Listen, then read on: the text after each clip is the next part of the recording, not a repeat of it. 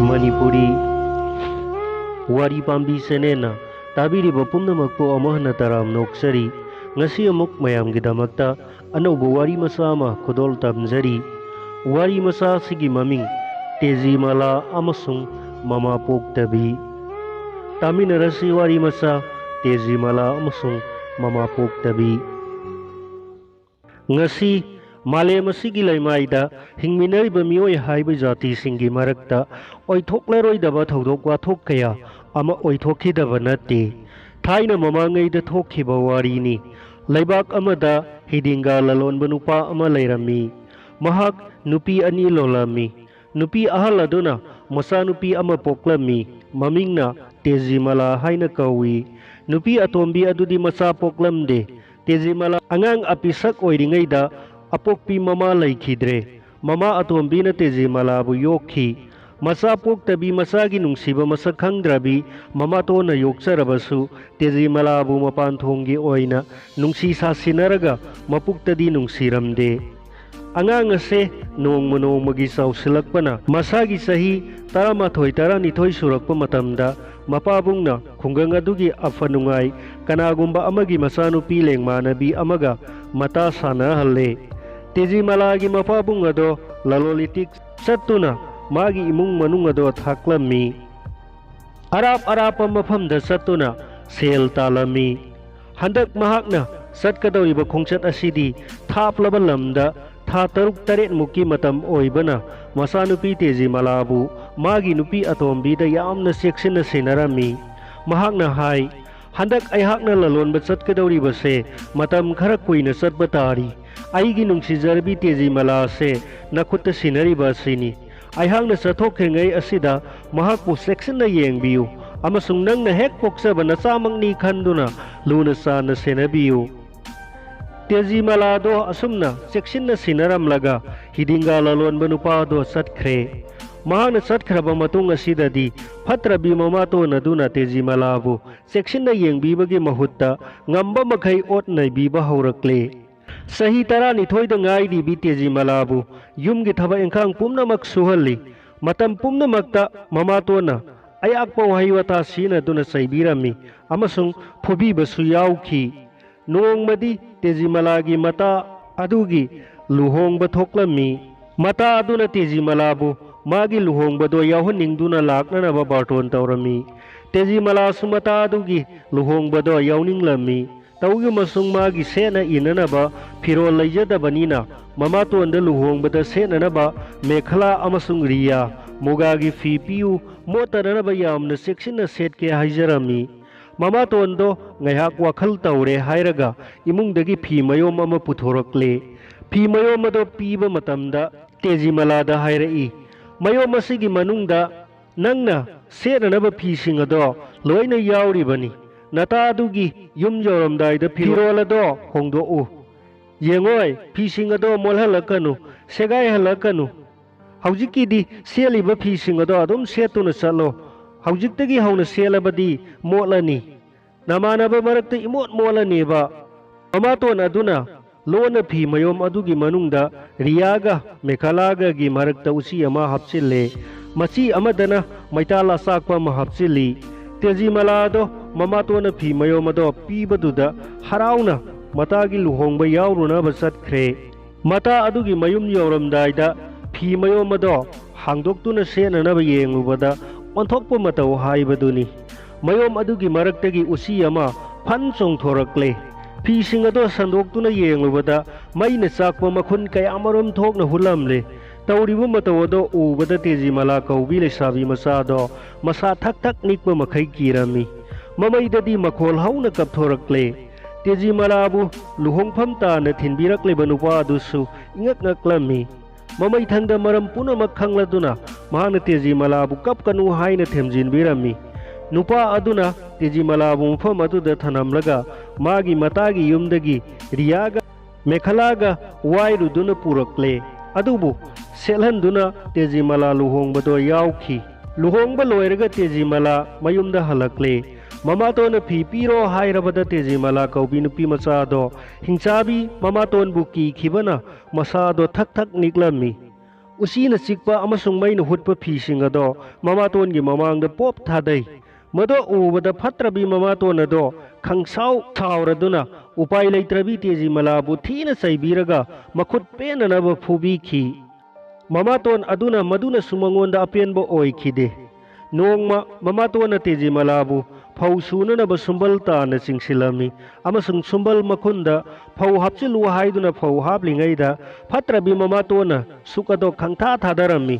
ꯇꯦꯖꯤꯃꯂꯥꯒꯤ ꯃꯈꯨꯠ ꯌꯦꯠ ꯊꯥꯡꯕ ꯑꯗꯣ ꯄꯨꯝꯇꯣꯏ ꯇꯣꯏꯔꯝꯃꯤ꯫ ꯃꯔꯥꯏꯕꯛ ꯊꯤꯔꯕꯤ ꯇꯦꯖꯤꯃꯂꯥ ꯑꯗꯣ ꯆꯩꯅꯥꯀꯣꯜ ꯈꯥꯡꯕ ꯉꯝꯗꯕꯗꯒꯤ ꯍꯤꯛꯅ ꯍꯤꯛꯅ ꯀꯞꯂꯝꯃꯤ꯫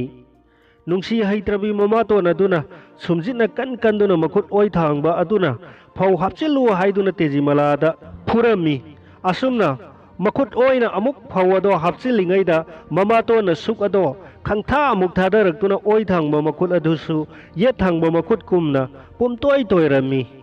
ꯃꯤꯅꯨꯡꯁꯤꯒꯤ ꯊꯃꯣꯏ ꯃꯆꯦꯠ ꯑꯃ ꯐꯥꯎꯕ ꯄꯛꯇ꯭ꯔꯕꯤ ꯃꯃꯥꯇꯣꯟ ꯑꯗꯣ ꯃꯗꯨꯅꯁꯨ ꯄꯦꯟꯗ꯭ꯔꯗꯨꯅ ꯃꯉꯣꯟꯗ ꯃꯈꯣꯡ ꯌꯦꯠ ꯊꯥꯡꯕ ꯑꯗꯨꯅ ꯐꯧ ꯏꯟꯁꯤꯜꯂꯨ ꯍꯥꯏꯔꯛꯏ꯫ ꯂꯥꯏꯕꯛ ꯊꯤꯕꯤ ꯃꯈꯨꯠ ꯑꯅꯤꯃꯛ ꯄꯨꯝꯇꯣꯏ ꯇꯣꯏꯔꯕꯤ ꯇꯦꯖꯤꯃꯂꯥ ꯑꯗꯣ ꯌꯦꯠ ꯊꯥꯡꯕ ꯃꯈꯣꯡꯅ ꯐꯧ ꯏꯟꯁꯤꯜꯂꯤ꯫ ꯃꯗꯨꯁꯨ ꯁꯨꯛꯅ ꯁꯨꯗꯠꯂꯝꯃꯤ꯫ ꯑꯣꯏ ꯊꯥꯡꯕ ꯃꯈꯣꯡ ꯑꯗꯨꯅ ꯑꯃꯨꯛ ꯐꯧ ꯑꯗꯣ ꯏꯟꯁꯤꯜꯍꯜꯂꯝꯃꯤ꯫ ꯃꯗꯨꯁꯨ ꯁꯨꯛꯅ ꯁꯨꯗꯠꯂꯝꯃꯤ꯫ ꯃꯃꯥꯇꯣꯟ ꯁꯥꯊꯤꯕꯤ ꯑꯗꯣ ꯃꯗꯨꯅꯁꯨ ꯄꯦꯟꯗ꯭ꯔꯗꯨꯅ ꯇꯦꯖꯤꯃꯂꯥꯗ ꯃꯀꯣꯛꯅ ꯐꯧ ꯑꯗꯣ ꯏꯟꯁꯤꯜꯂꯨ ꯍꯥꯏꯔꯝꯃꯤ꯫ ꯇꯦꯖꯤꯃꯂꯥꯅ ꯃꯀꯣꯛꯅ ꯐꯧ ꯑꯗꯣ ꯏꯟꯁꯤꯜꯂꯛꯏ꯫ ꯁꯨꯛꯅ ꯁꯨꯗꯠꯇꯨꯅ ꯇꯦꯖꯤꯃꯂꯥꯕꯨ ꯃꯀꯣꯛ ꯑꯗꯣ ꯁꯤꯡꯀꯨꯞ ꯁꯥꯅ ꯇꯣꯏꯔꯦ꯫ ꯃꯔꯥꯏꯕꯛ ꯊꯤꯔꯕꯤ ꯇꯦꯖꯤꯃꯂꯥ ꯑꯗꯣ ꯃꯃꯥꯇꯣꯟꯅ ꯑꯣꯠꯄ ꯅꯩꯕ ꯈꯥꯡꯕ ꯉꯝꯕ ꯃꯈꯩ ꯈꯥꯡꯂꯝꯂꯒ ꯃꯊ꯭ꯋꯥꯏ ꯊꯥꯈ꯭ꯔꯦ꯫ ꯂꯥꯏꯕꯛ ꯊꯤꯔꯕꯤ ꯅꯨꯡꯁꯤꯔꯕꯤ ꯇꯦꯖꯤꯃꯂꯥꯕꯨ ꯍꯥꯠꯇꯣꯛꯂꯒ ꯃꯃꯥꯇꯣꯟ ꯁꯥꯊꯤꯕꯤꯗꯨꯅ ꯑꯁꯤꯕ ꯃꯁꯥꯗꯣ ꯂꯣꯟꯅ ꯐꯧꯁꯨꯈꯣꯡꯗ ꯐꯨꯝꯖꯤꯜꯂꯦ꯫ ꯃꯇꯝ ꯈꯔ ꯂꯩꯔꯕ ꯃꯇꯨꯡꯗ ꯇꯦꯖꯤꯃꯂꯥꯒꯤ ꯃꯁꯥ ꯐꯨꯝꯐꯝ ꯑꯗꯨꯗ ꯈꯣꯡꯗ꯭ꯔꯨꯝ ꯄꯥꯟꯈꯤ꯫ ꯀꯩꯔꯣꯏ ꯂꯩꯀꯥꯏꯒꯤ ꯃꯤꯅ ꯇꯦꯖꯤꯃꯂꯥ ꯎꯗꯕ ꯀꯨꯏꯁꯤꯜꯂꯛꯂꯕꯗꯨꯗ ꯃꯃꯥꯇꯣꯟꯗ ꯇꯦꯖꯤꯃꯂꯥ ꯀꯗꯥꯏꯗ ꯆꯠꯈꯤ ꯍꯪꯂꯛꯏ꯫ ꯃꯇꯥꯒꯤ ꯂꯨꯍꯣꯡꯕ ꯆꯠꯈꯤꯕꯗꯒꯤ ꯍꯜꯂꯛꯇ꯭ꯔꯤ ꯍꯥꯏꯅ ꯐꯠꯇ꯭ꯔꯕꯤ ꯑꯗꯨꯅ ꯈꯨꯝꯂꯝꯃꯤ꯫ ꯅꯣꯡꯃꯗꯤ ꯆꯥꯛꯅꯤꯕꯤ ꯅꯨꯄꯤ ꯑꯃ ꯍꯤꯗꯤꯡꯒꯥ ꯂꯂꯣꯟꯕ ꯑꯗꯨꯒꯤ ꯌꯨꯝꯗ ꯂꯥꯛꯂꯝꯃꯤ꯫ ꯆꯥꯛꯅꯤꯕꯤ ꯑꯗꯨꯅ ꯇꯦꯖꯤꯃꯂꯥꯒꯤ ꯃꯃꯥꯇꯣꯟꯗ ꯈꯣꯡꯗ꯭ꯔꯨꯝ ꯑꯃꯠꯇ ꯄꯤꯌꯨ ꯍꯥꯏꯅ ꯅꯤꯔꯝꯃꯤ꯫ ꯈꯣꯡꯗ꯭ꯔꯨꯝ ꯅꯤꯔꯕ ꯑꯗꯨꯗ ꯃꯃꯥꯇꯣꯟ ꯑꯗꯣ ꯏꯉꯛ ꯉꯛꯂꯝꯃꯤ꯫ ꯇꯦꯖꯤꯃꯂꯥ ꯐꯨꯝꯈꯤꯕ ꯃꯐꯝ ꯑꯗꯨꯗ ꯈꯣꯡꯗ꯭ꯔꯨꯝ ꯄꯥꯜꯂꯤ ꯍꯥꯏꯕꯁꯦ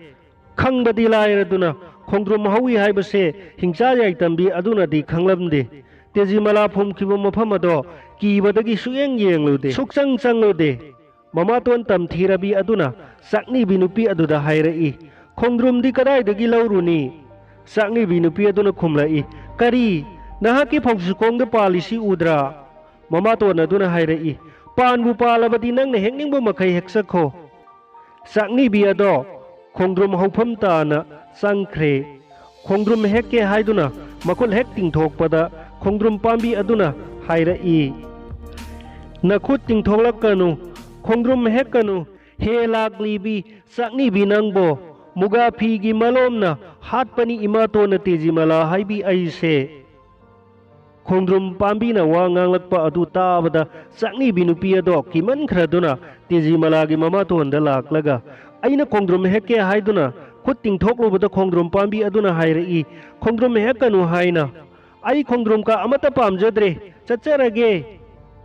ꯃꯤꯅꯨꯡꯁꯤ ꯍꯩꯇ꯭ꯔꯕꯤ ꯃꯃꯥꯇꯣꯟꯗꯤ ꯊꯣꯛꯂꯤꯕ ꯊꯧꯗꯣꯛ ꯑꯗꯣ ꯚꯥꯞ ꯇꯥꯔꯗꯨꯅ ꯊꯥꯡ ꯑꯃ ꯄꯥꯏꯔꯗꯨꯅ ꯈꯣꯡꯗ꯭ꯔꯨꯝ ꯍꯧꯔꯤꯕ ꯃꯐꯝ ꯑꯗꯨꯗ ꯆꯪꯈ꯭ꯔꯒ ꯈꯣꯡꯗ꯭ꯔꯨꯝ ꯃꯔꯤꯁꯤꯡ ꯑꯗꯣ ꯀꯛꯊꯠꯂꯒ ꯐꯣꯏꯗꯠꯂꯒ ꯏꯪꯈꯣꯜ ꯑꯗꯨꯒꯤ ꯀꯥꯆꯤꯜ ꯑꯃꯗ ꯂꯪꯊꯣꯛꯈ꯭ꯔꯦ꯫ ꯈꯣꯡꯗ꯭ꯔꯨꯝ ꯃꯔꯤ ꯐꯣꯏꯗꯠꯇꯨꯅ ꯂꯪꯊꯣꯛꯈꯤꯕ ꯃꯐꯝ ꯑꯗꯨꯗ ꯅꯣꯕꯥꯞ ꯄꯥꯝꯕꯤ ꯑꯃꯃꯨꯛ ꯍꯧꯔꯛꯂꯦ꯫ ꯄꯥꯝꯕꯤ ꯑꯗꯣ ꯎꯍꯩꯅ ꯂꯨꯝꯊꯔꯛꯇꯨꯅ ꯂꯩꯕꯥꯛ ꯁꯣꯛꯅꯤꯡ ꯁꯣꯛꯃꯥꯡ ꯇꯧꯅ ꯄꯥꯜꯂꯝꯃꯤ꯫ ꯁꯟꯖꯦ ꯅꯍꯥ ꯈꯔꯅ ꯄꯥꯜꯂꯤꯕ ꯅꯣꯕꯥꯞ ꯑꯗꯣ ꯆꯥꯅꯤꯡꯂꯗꯨꯅ ꯇꯦꯖꯤꯃꯂꯥꯒꯤ ꯃꯃꯥꯇꯣꯟꯗ ꯅꯣꯕꯥꯞ ꯅꯤꯔꯝꯃꯤ꯫ ꯃꯥꯒꯤꯗꯤ ꯅꯣꯕꯥꯞ ꯍꯧꯖꯗꯦ꯫ ꯁꯟꯖꯦ ꯅꯍꯥꯁꯤꯡ ꯑꯗꯨꯅ ꯏꯪꯈꯣꯜ ꯆꯪꯗꯨꯅ ꯊꯤꯖꯔꯨꯒꯦ ꯍꯥꯏꯕꯗ ꯌꯥꯕꯤꯔꯛꯇꯨꯅ ꯅꯣꯕꯥꯞ ꯍꯧꯔꯤꯕ ꯃꯐꯝ ꯑꯗꯨꯗ ꯍꯔꯥꯎ ꯍꯔꯥꯎ ꯂꯥꯛꯇꯨꯅ ꯅꯣꯕꯥꯞ ꯍꯦꯛꯀꯦ ꯍꯥꯏꯗꯨꯅ ꯈꯨꯠ ꯇꯤꯡꯊꯣꯛꯂꯨꯕꯗ, ꯅꯈꯨꯠ ꯇꯤꯡꯊꯣꯛꯂꯛꯀꯅꯨ, ꯍꯦꯛꯀꯅꯨ ꯎꯍꯩ ꯑꯗꯣ, ꯍꯟꯈ꯭ꯔꯣ ꯁꯟꯖꯦ ꯅꯍꯥ ꯅꯈꯣꯏꯕꯣ, ꯃꯨꯒꯥ ꯐꯤꯒꯤ ꯃꯂꯣꯝꯅ ꯍꯥꯠꯄꯅꯤ ꯏꯃꯥꯇꯣꯟꯅ ꯇꯦꯖꯤꯃꯂꯥ ꯀꯧꯕꯤ ꯑꯩ ꯑꯁꯦ꯫ ꯁꯟꯖꯦ ꯅꯍꯥꯁꯤꯡ ꯑꯗꯣ ꯍꯩ ꯍꯦꯛꯄ ꯀꯤꯗꯨꯅ ꯃꯐꯝ ꯑꯗꯣ ꯊꯥꯗꯣꯛꯂꯒ ꯆꯠꯈ꯭ꯔꯦ ꯑꯃꯁꯨꯡ ꯃꯔꯝ ꯄꯨꯝꯅꯃꯛ ꯇꯦꯖꯤꯃꯂꯥꯒꯤ ꯃꯃꯥꯇꯣꯟꯗ ꯇꯝꯂꯨꯔꯦ꯫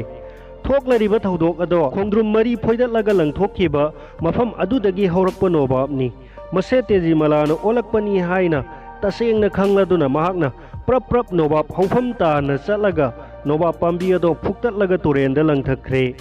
नोबाब पांबी अदो तुरेलदा ताउथख्रे अमसुंग मफम अमदा फजरबा थरो अमा ओइना सातलोरे नोंग तेजी मलागी मपाबुंग हिदिंगा ललोनबा अदुना तोंगलिबा ही अदो थरो सातलिबा माइकई अदोमदा होलक्खी फजन सातलिबा थरो अदो उरुबदा हिदिंगा ललोनबा अदुना मचानुपी तेजी मलाबु सिलहनिंगलमी महांगना ही होनबा अदुबु थरो सातलिबा माइकई अदोमदा ही होनजिलगा थरो अदो हेक्लकु हाइरमी ही होनबा अदुना थरो अदो हेक्के हाइदुना संखिबदा हानगुम लाउरक्ले ही होनबदो यामना कीरमी सालिबा थरो अदो हेक्पा ngamlamde हिदिंगा ललोनबा अदुना तौरिबा मतौ अदो उबदा इंगक ngaklammi महांगना थरो अदो मखुटमकना हेक्लगे हाइदुना वखलदा चप युंगना निंखी हिदिंगा ललोनबा अदुना थरो अदो हेक्के हाइदुना मखुट हेक तिंथोखिबदा थरो अदुना हाइरई खुद तिंथोकपिरकनु थरो हेक्पिगनु नुंसीजरबा इपा नंगबो मुगा फीगी मलोमना हाटपनी इमातोना तेजी मला कौबी अयसे मपा अदुना मसागी खोंजेलगा मानरबा वंगांग अदो ताबदा ममातोन अदुबु यामना सिंगनरमी थरो अदुबु महांगना पोक्चबी तेजी मला मकनी हाइना खलमी अवोइबरा ओइदबरा असेंगबा मक्ता खंगलगे हाइदुना मखुट ओइदा पाना असाइबा पाइरगा अमसुंग मखुट येत्ता लालू पाइरगा थरो अदुदा हाइरई नहाक मंगना आइगी पोक्चबी तेजी मला हाइबी अदो ओइरबदी उसे कोइना पाइरक्तुना आइगी ओइ थांगबा खुत्ता पाइरिबा पाना असाइबा से सारु लाव ओइद्रबदी ये थांगबा खुत्ता पाइरिबा लालू से सार लाव थरो अदो खुदक अदुमक्तदा उसे ओनख्रे उसे अदुना पाइरक्तुना हिदिंगा ललोनबगी मखुट ओइना पाइरिबा पाना असाइबा अदो सारुरे हिदिंगा ललोनबा अदुना थरो अदो हौजिक्ति माना पोक्चबी तेजी मला मकनी खंगलदुना उसेक अदो फारे अमसुंग मयुम ताना लाक्ले हिदिंगा ललोनबा अदो साउना साउना मयुमदा संगसिनखी महांगना नुपी अतोंबी अदुदा हंगलमी तेजी मला कदाइदा लई मबुकजेल फत्रबी तौंगंबी नुंसी हैत्रबी नुपी अतोंबी अदुना खुमलई मादी मागी ममानबीगी युमदा चतखी हिदिंगा ललोनबा अदुना मागी नुपी अतोंबीदा तेजी मलागी मरमदा मथंग मथंग थौ थौदुना हंगलमी ममैथंगदा फत्रबी नुपी अतोंबीना मसा तेजी मलाबु हाटपनी हाइबसे खंगलमी हिदिंगा ललोनबा अदुना पुरकलिबु उसेक अदुदा गमसा अमा लंगसिनखी अदुगा हाइरई नहांगमक्तनबु आइना पोक्चबी तेजी मलामक ओइरबदी अमसुंग नपाबु नुंसीरबदी खुदक असिमक्तदा मी ओलो अमसुंग आइना पीरिबा गमसा से सेतुना तोरउ खुदक अदुमक्तदा उसेक अदो मीगी मसक ओलदुना तेजी मला ओइखी हिदिंगा ललोनबा अदुना माकी नुपी अतोंबी अदो नुंसी हैत्रबी तमथीरबीनी नंगना इजाबु ननिंग तौना ओटपी नैबीरबा मतुंगदा हातोकपीबनी अदुना नंगबुसु आइना फौसु खोंगदा पुरगा नकोक अदो टेंकीना सुगाइरगा हातोकनी हाइरक्लबदा पोक्तबी नुंसी हैत्रबी सागी साजत चतलिबीदो की खरदुना तेजी मलागी मफमदा खु खुदा कुल्लगा हाइजरखी इमागी बेमा तेजी मला इसागी मफमदा इमाना यामना लानख्रे नखोंग पाइदुना हाइजरी इमाबु अमुक्तदी ngakpiu असी हाइदुना तेजी मलादा हन्ना हन्ना हाइजरखी तेजी मलाना ममातोंदा हाइरखी हंदकी मपोक असिदा